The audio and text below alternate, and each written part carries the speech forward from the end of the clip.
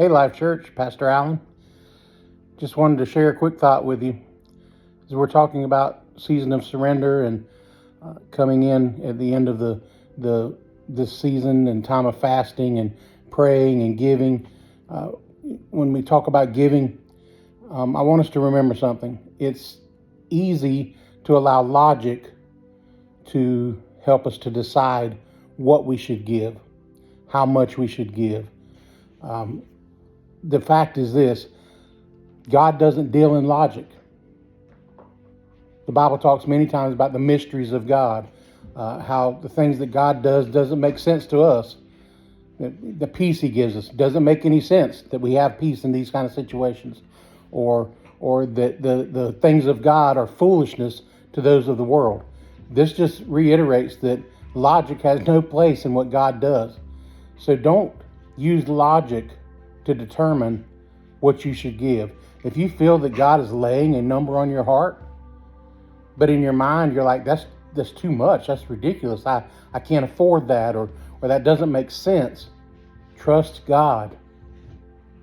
The question you have to ask yourself is this: do you trust the provision or the provider? Which one do you trust? Do you trust the provision? Do you trust the money in your bank account? Or do you trust that the provider who put that money there to start with can replenish it and multiply it? Because the fact is, in His Word, He says that He gives seed to the sower. So what He's given you, if you'll sow it out, He says He'll give back seed. And that He will not only give back seed, that He'll multiply that seed. But you've got to trust God. You got to trust Him more than the provision that He gives. Do you trust the provision, or do you trust the provider? I love you, church. I'm expecting great things this year. But we've got to get out of our comfort zone.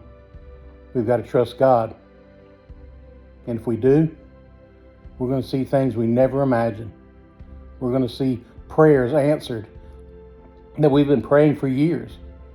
Things that would require miracles. God's going to do it.